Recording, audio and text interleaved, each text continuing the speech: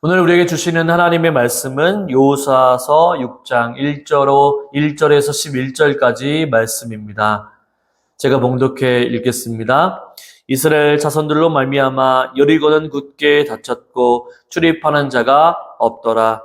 여호와께서 여호수아에게 이르시되 보라, 내가 여리고와 그 왕과 용사들을 내 손에 넘겨 주었으니 너희 모든 군사는 그 성을 둘러 성 주위를 매일 한 번씩 돌되 엿새 동안을 그리하라.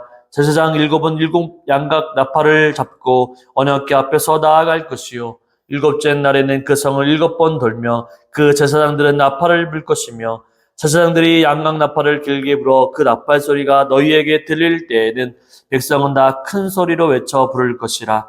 그리하면 그 성벽이 무너져 내리리니 백성은 각기 앞으로 올라갈지니라 하시매 눈의 아들 여호수아가 제사장들을 불러 그들에게 이르되 너희는 언약궤를 메고 제사장 7은 양각 나팔 7을 잡고 여호와의 궤 앞에서 나아가라 하고 또 백성에게 이르되 나아가서 그 성을 돌되 무장한 자들이 여호와의 궤 앞에서 나아갈지니라 하니라.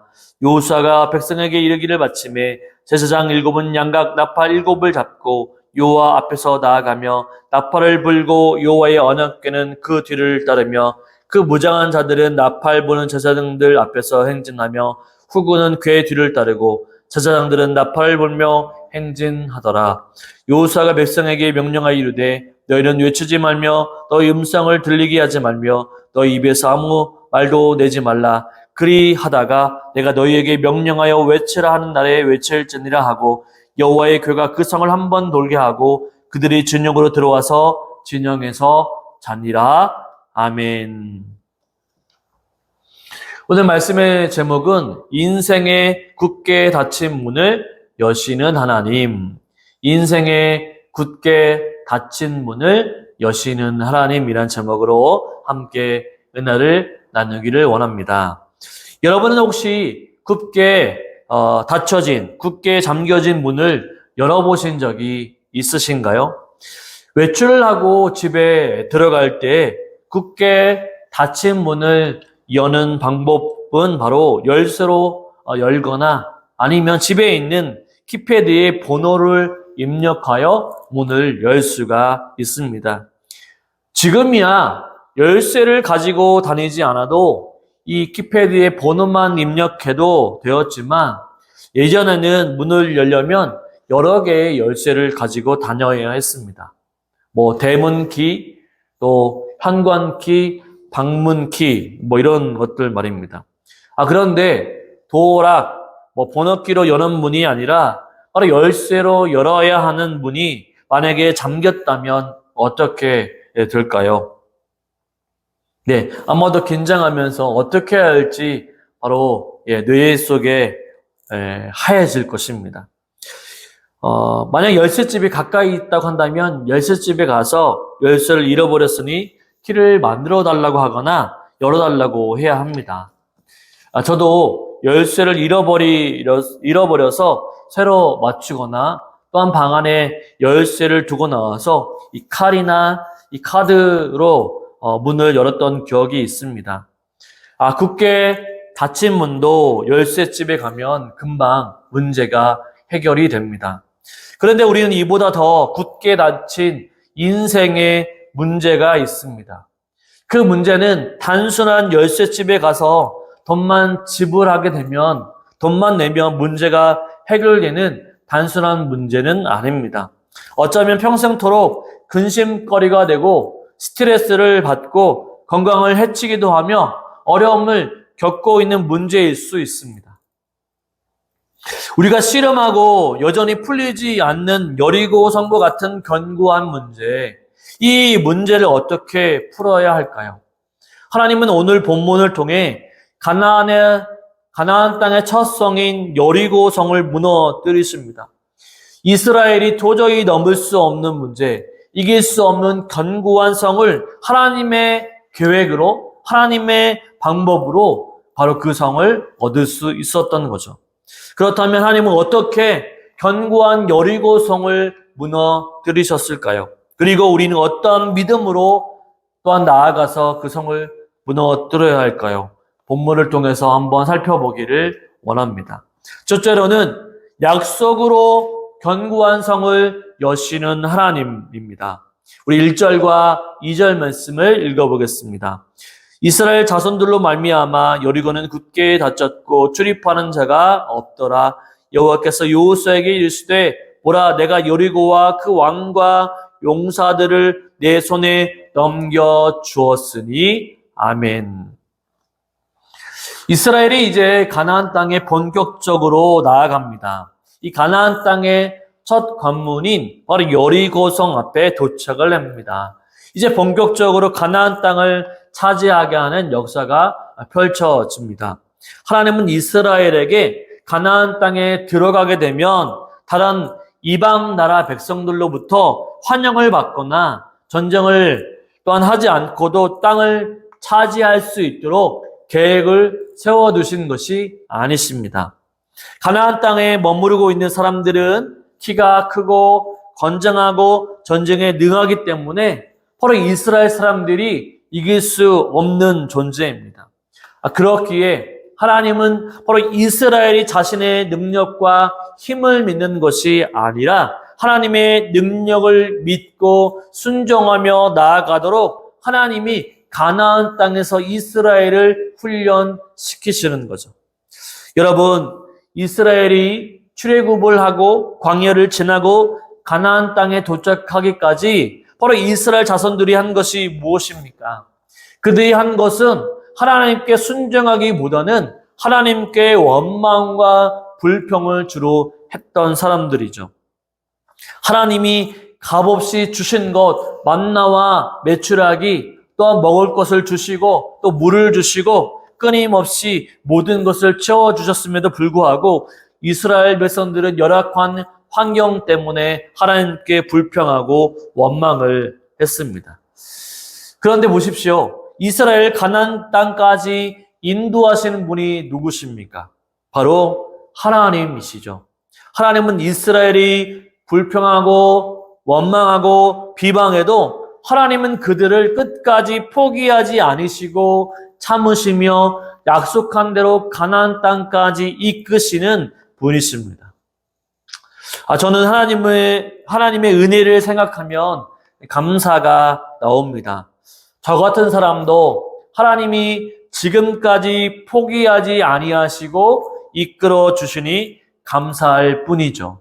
하나님을 원망하고 불평한 적도 많은데 그러나 하나님은 저를 포기하지 아니하시고 날마다 인내하시며 참으시면서 제가 목사라고 하는 사명을 감당할 수 있도록 하나님께서 은혜를 베풀어 주십니다. 여러분, 하나님은 이스라엘을 한 번도 떠나신 적이 없으십니다.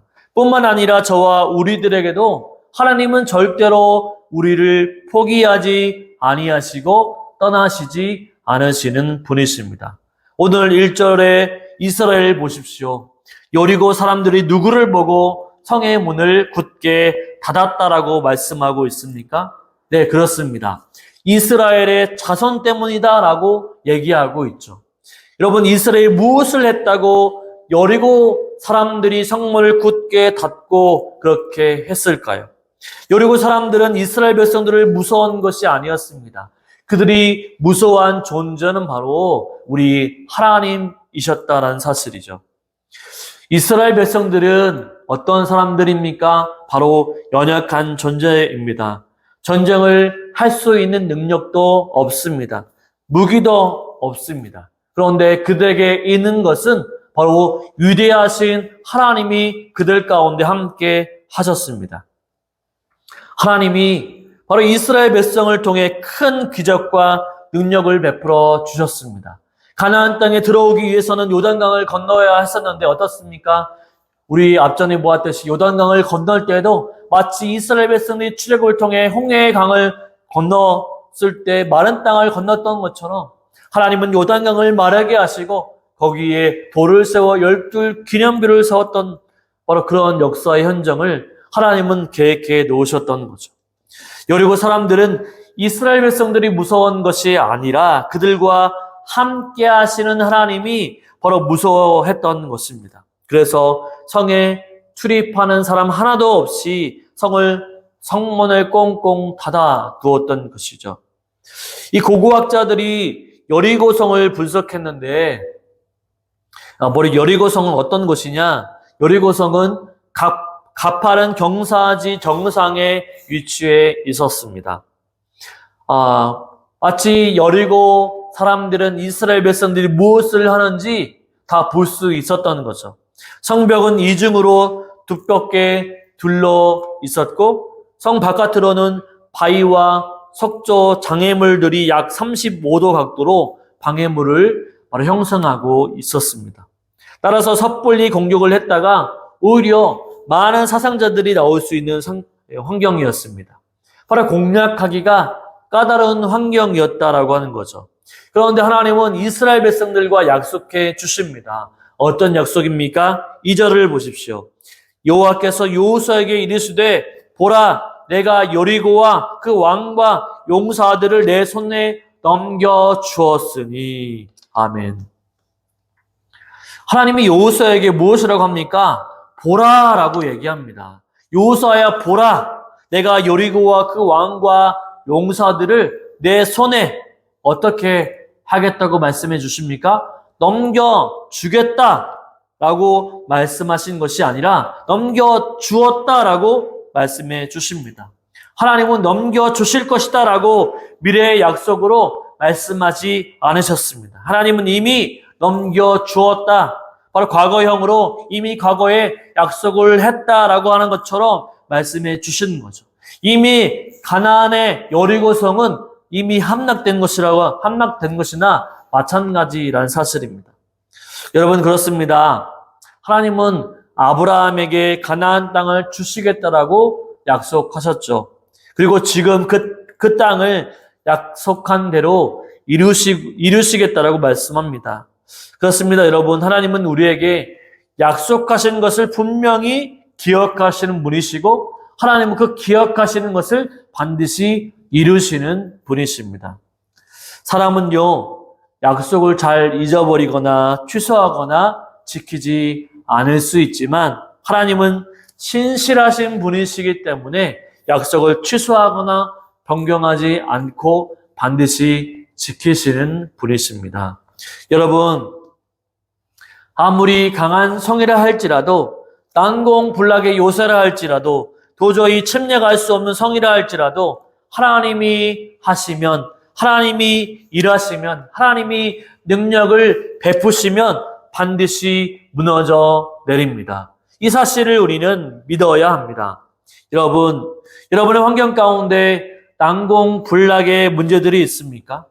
도저히 이길 수 없는, 도저히 해결할 수 없는 문제들이 있으십니까? 그렇다면 우리와 함께 하시는 하나님이 그 문제를 또한 해결해 주시기 때문에 반드시 해결해 주실 것이기 때문에 우리 하나님께 그 문제를 맡기시기 바랍니다. 우리의 힘으로는 안 됩니다. 하나님이 하셔야만 문제가 해결됩니다. 많은 사람들이 자신의 힘으로 모든 문제를 해결할 수 있다고 생각합니다. 나는 그럴 만한 능력이 있고 자질이 있고 물질도 있어 권세도 있다라고 생각합니다. 그러나 사람이 모든 것을 해결할 수는 없는 것이죠. 많은 사람들이 어려워하는 문제가 무엇입니까? 바로 학부모라고 한다면 자녀의 문제가 제일 클 것입니다. 자녀의 교육의 문제를 어떻게 할 것인지, 우리 자녀가 잘 성장하면 좋겠다라고 하는 생각을 가지고 있지만, 그런데 어떻습니까? 생각만큼 잘 되지 않는 것이 자녀의 교육입니다. 자녀 교육에 대한 위기, 그것만 있습니까? 부부 생활 가운데에도 해결하지 못하는 문제들이 있습니다. 살다 보면 의견이 충돌하고 서로에 대한 잘못한 경우도 있고, 또한 때로는 다툼이 일어나기도 하고 꼴보기 싫을 때도 있죠. 그래서 이혼을 해야 되나라고 생각할 수 있습니다. 이러한 문제뿐이겠습니까? 우리가 직장 생활을 하게 되면 직장에 대한 문제, 결혼에 대한 문제, 이웃들과의 관계에 대한 문제들, 우리가 해결할 수 없는 문제들은 너무나도 이 땅 가운데 많습니다. 마치 여리고성이 문을 단단히 잠근 것처럼 견고하여 문제 해결 기미가 도저히 보이지 않을 때가 있습니다. 그럴 때 여러분, 우리는 어떻게 해야 할까요? 우리의 힘으로는 되지 않기 때문에 하나님께 우리 모든 것을 맡겨 드려야만 합니다. 베드로전서 5장 7절은 이렇게 말씀합니다. 너희 염려를 다 주께 맡기라. 이는 그가 너희를 돌보심이라. 아멘. 우리가 하나님의 능력을 믿고 그분께 모든 것을 맡기게 될 때 하나님이 우리를 돌보아 주십니다. 하나님께 맡기면 내 문제가 이제 더 이상 나의 문제가 아니라 하나님의 문제가 되는 것이죠.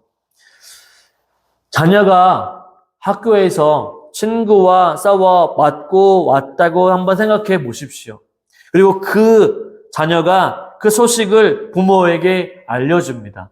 그러면 부모는 어떻게 합니까? 자녀가 부모에게 말하는 것 뿐이지만 바로 이제 그 문제를 누가 해결해 줄까요?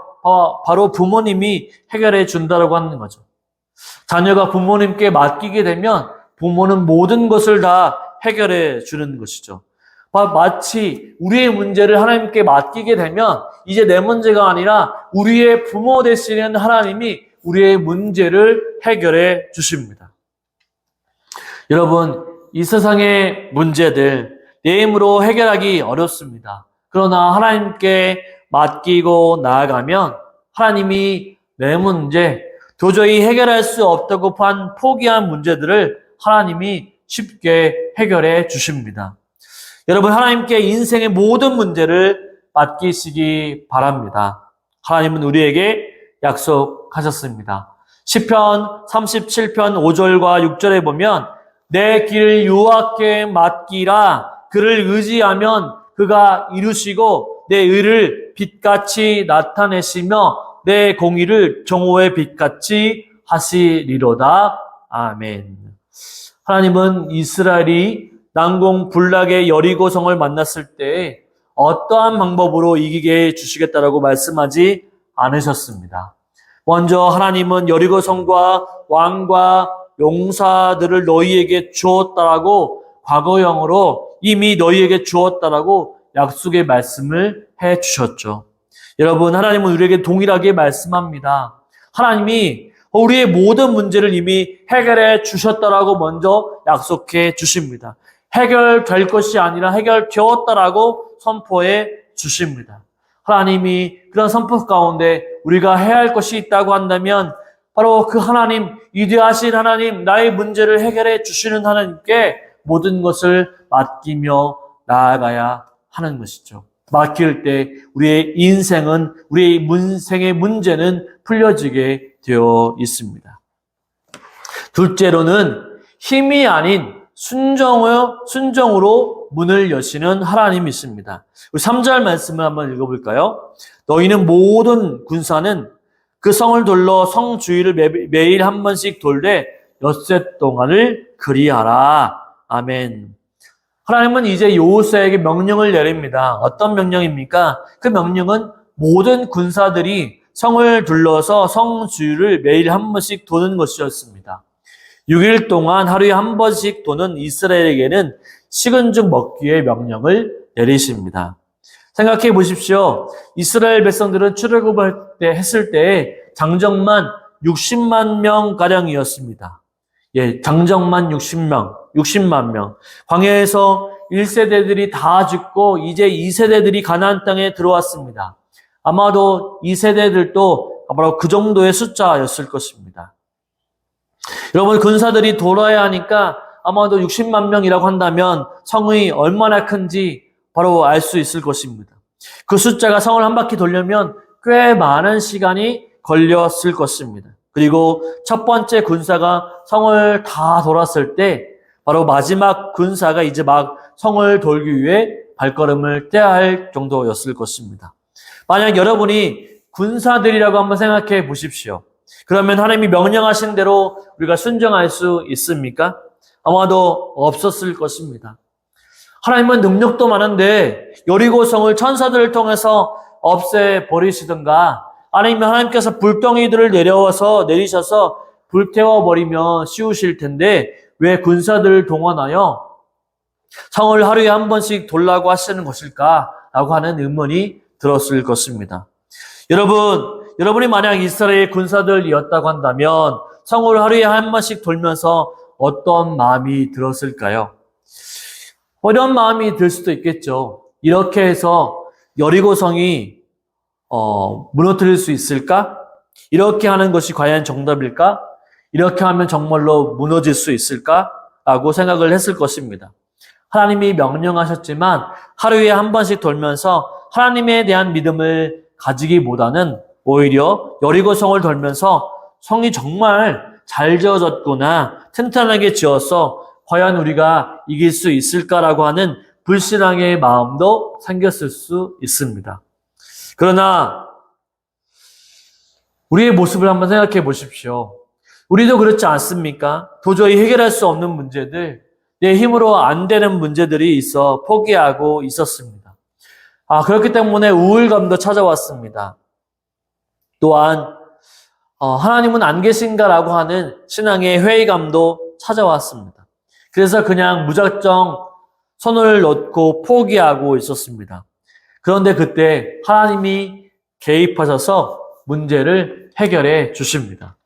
내가 아무리 머리를 쓸고 여러 방면으로 노력을 해 보았지만 다 물거품이 되고 말았습니다. 그러나 하나님은 쉽게 문제를 해결해 버리십니다. 우리 4절과 5절 말씀을 한번 읽어볼까요? 제사장 7은 7 양각 나팔을 잡고 언약궤 앞에서 나아갈 것이요 7째 날에는 그 성을 7번 돌며 제사장들은 나팔을 불 것이며 제사장들이 양각 나팔을 길게 불어 그 나팔 소리가 너희에게 들릴 때에는 백성은 다 큰 소리로 외쳐 부를 것이라. 그리하면 그 성이 무너져 내리리니 백성은 각기 앞으로 올라갈지니라 하시매. 아멘. 하나님은 군사들뿐만 아니라 제사장들도 성을 돌 것을 명령합니다. 특별히 제사장 7명은 7 양각 나팔을 잡고 언약궤 앞에서 나아가라고 명령합니다. 이 양각 나팔은 양의 뿔로 만든 나팔입니다. 이 민수기 10장에 보면 나팔로 신호를 보내서 백성들이 알아듣게 했습니다.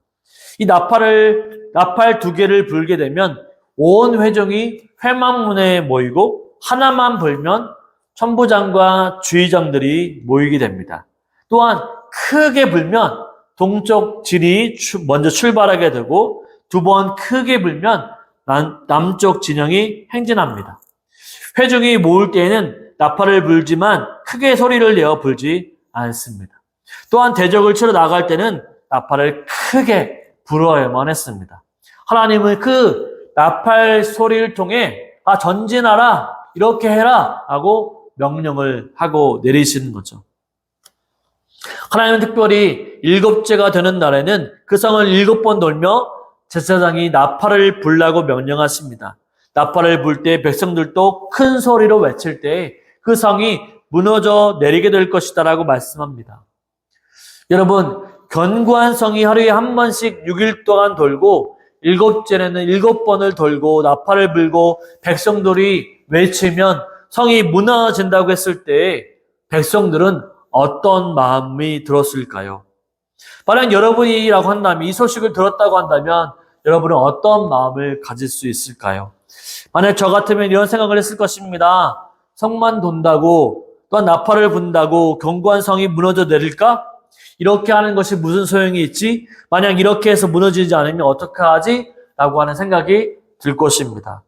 여러분도 그렇지 않나요? 전능하신 하나님이시니까 전능하신 하나님의 방법으로, 이 세상에서 볼 수 없는 방법으로 문제를 해결해 주시면 하나님을 보고 와 라고 감탄했을 텐데, 하나님은 너무나도 쉬운 방법으로 말씀을 하시니 이스라엘 백성들은 과연 이게 과연 가능할까? 이게 과연 될까? 라고 하는 의심을 하였을 것입니다. 인간이 상상할 수 있는 방법, 옳건 이렇게 하면 되겠구나라고 하는 방법이 아니라, 하나님은요, 하나님이 선택하신 방법은 가장 쉬운 방법으로, 우리가 할 수 있는 방법으로, 그들이 지금 순종할 수 있는 방법으로 하나님은 역사하십니다. 이 부분이 중요하죠. 하나님은 우리가 이해하고 알아듣기 쉬운 방법으로 하나님은 역사하십니다. 한번 생각해 보십시오. 하나님이 우리를 구원하시기 위해 예수님을 보내주셨습니다. 우리가 알기 쉽게, 알아듣기 쉽게, 이해하기 쉽게 하나님이신 예수님이 우리를 위해 이 땅에 육신의 옷을 입고 오셨습니다. 또한 우리의 죄가 얼마나 큰지 알게 하기 위해서 예수님은 십자가 위에서 큰 고통, 십자가의 고통을 당하셨습니다. 예수님의 고통이 얼마나 큰지 우리가 눈으로 보고 귀로 듣고 마음으로 깨달을 수 있도록 우리가 쉽게 이해할 수 있도록 그분은 오셨던 것이죠. 또한 예수님이 십자가에서 죽으시고 부활하실 때 많은 제자들이 예수님의 부활을 경험했습니다. 우리는 예수님을 통해 부활이 무엇인지, 부활 후에 어떻게 될 것인지 예수님을 통해 알게 하셨습니다. 하나님은요, 우리가 이해할 수 있는 방법으로, 우리가 순종할 수 있는 방법으로 역사해 주십니다. 지금 우리가 해결하지 못한 견고한 여리고성이 무엇입니까? 하나님은 그 문제를 해결하기 위해 저와 여러분에게 무엇이라고 말씀하고 있습니까? 하나님은 저와 여러분에게 우리가 상상할 수 없는 큰 것을 요구하지 않습니다. 내가 할 수 있는 일들, 내가 가지고 있는 것들을 통해서 그 문제를 해결하기를 원하시죠. 그래서 우리가 부족하고 연약해도 우리가 낙심하지 않습니다. 왜냐하면 하나님은 내가 부족하고 연약한 모습을 통해서라도 하나님의 일을 하시기에 충분하기 때문입니다. 나는 연약하고 부족해도 하나님이 크신 분이기 때문에 우리는 염려하지 않아도 됩니다.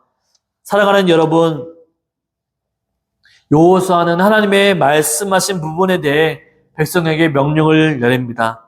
또한 하나님의 말씀에 순종했습니다. 어떠한 조건도 달지 않았습니다. 하나님의 능력을 믿고 말씀하시는 대로 순종했습니다. 여러분, 순종은 내 능력과 내 자질과 내 권세를 보고 순종하는 것이 아니라 바로 내 능력이 아닌 하나님의 능력, 하나님의 위대하심을 보고 순종하는 것입니다. 다시 말하면 순종은 나를 보고 하는 것이 아니라 나보다 더 크신 하나님을 바라보며 나아가는 것입니다. 하나님이 우리의 견고한 여리고성 같은 문제를 우리의 능력이 아닌 하나님의 능력과 하나님의 방법으로 해결해 주실 것입니다.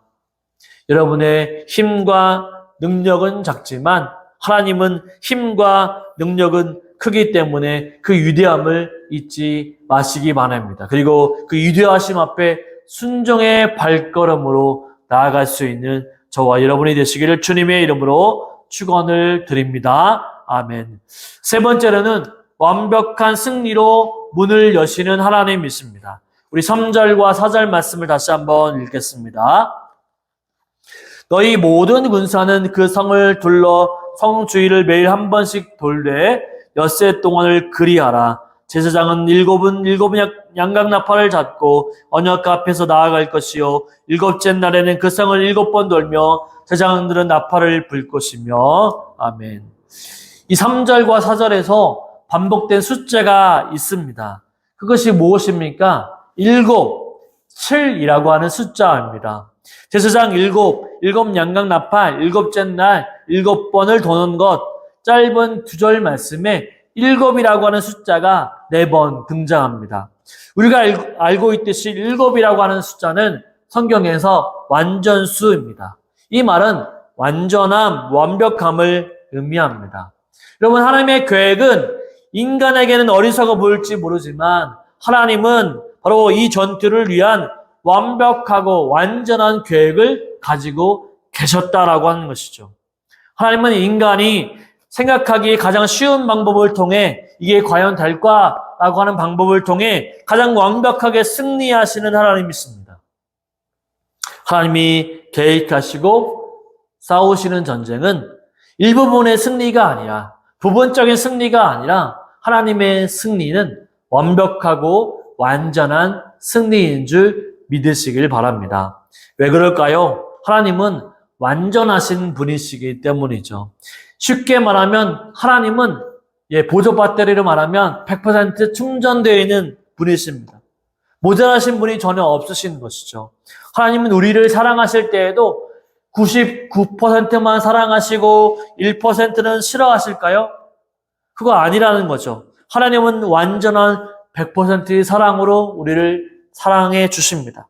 또한 우리를 용서하실 때에도 어떻게 용서하십니까? 99%만 용서하시고 1%는 용서하지 못하실까요? 그것도 아니라고 하는 거죠. 하나님은 100% 완전한 용서로 우리를 용서해 주십니다. 그래서 하나님은 100% 완전한 사랑으로 우리를 위해 예수님을 보내주신 것이죠. 우리를 사랑하시기 위해 죄에서 우리를 구원하시기 위해서 예수님을 보내어 주셨습니다. 뿐만 아니라 하나님은 100%로 우리를 용서하시기 위해 예수님을 십자가에 죽게 해 주셨습니다. 하나님은 이처럼 모자라거나 부족한 분이 아니시죠. 하나님은 완전하셔서 승리를 우리에게 주십니다. 여러분, 여호수아가 또한 이스라엘이 하나님의 명령에 순종했을 때 여리고성이 어떻게 되었을까요? 20절 말씀을 읽어보시겠습니다. 20절, 이에 백성은 외치고 제사장들은 나팔을 불매 백성이 나팔 소리를 들을 때 크게 소리를 질러 외치니 성벽이 무너져 내린지라. 백성이 각기 앞으로 나아가 그 성에 들어가서 그 성을 점령하고. 아멘. 이스라엘 백성들이 일곱째에 되는 날에 성을 7바퀴를 돌고 나팔을 불었을 때 힘차게 외쳤더니 성벽이 무너져 내렸습니다. 여러분, 하나님을 믿고 내 이성으로는 쉽게 이해가 가지 않지만 순종할 때 하나님의 말씀대로 여리고성은 무너져 내렸습니다. 여러분, 하나님의 말씀대로 순종하는 자만이 하나님의 역사를 경험할 수 있습니다. 내 능력, 내 힘으로 할 때는 절망과 낙담뿐이지만 하나님의 위대하심을 믿고 순종하며 나아가면 견고한 여리고성도 무너져 내렸습니다. 여러분의 인생의 견고한 문제가 무엇입니까? 그 문제 하나님께 맡기고 하나님께 순종하게 되면 그 단단한 여리고성 같은 문제도 반드시 풀려져서 무너져 내리게 될 것입니다. 이 사실을 믿고 염려하지 말고 하나님께 맡기며 나아가는 저와 여러분의 인생이 되시기를 주님의 이름으로 축원을 드립니다. 아멘.